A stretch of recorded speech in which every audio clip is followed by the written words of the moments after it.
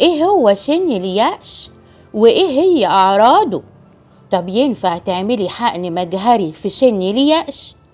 هجاوبك على كل أسئلتك، بس الأول ادخلي على اللينك واعملي اللايك. أبليكيشن الداية تقدري دلوقتي تعرفي منه أقرب صيدلية ليكي والتقييم بتاعها كام، وكمان عناوين ومواعيد الدكاترة، وكمان المعامل وخدماتها. حملي أبليكيشن الداية دلوقتي. قبل ما أجاوبكم عن الحقن المجهري مع سن اليأس، هديكم خلفية سريعة عن الحقن المجهري وعن حالات تجميد البويضات.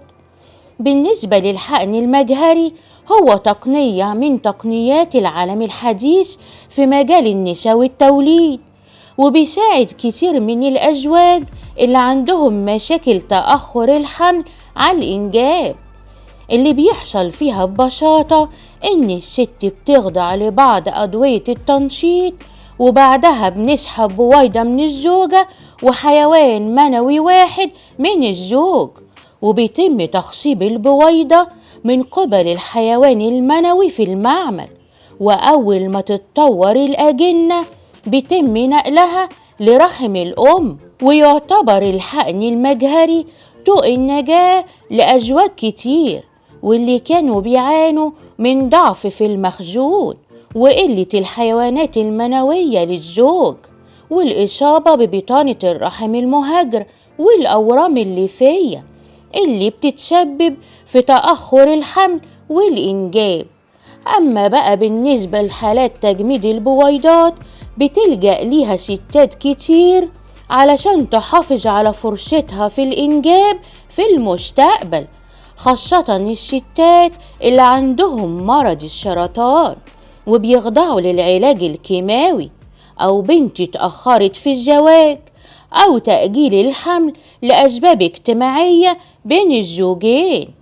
تعالي بقى لما أقولك إيه هو سن اليأس وإيه هي أعراضه. كل ست بيكون عندها مخزون من البويضات بيفضل يقل يقل يقل لغاية لما ينتهي، وساعتها الست بتوصل لسن اليأس.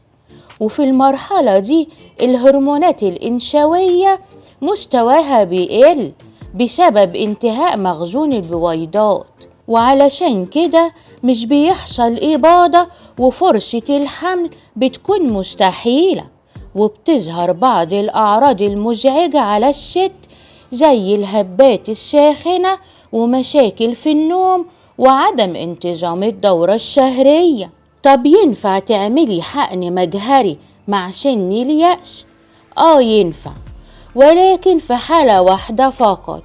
ايه هي؟ ان الست تكون عاملة تجميد لبويضتها من قبل كده زي ما شرحت لكم.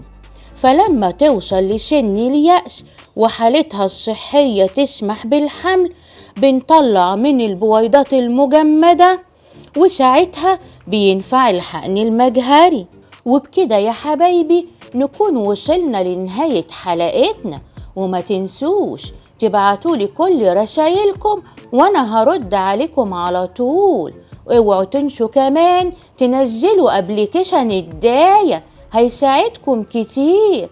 يلا يا حبايبي، هستناكم في الحلقة اللي جاية من برنامجكم الداية.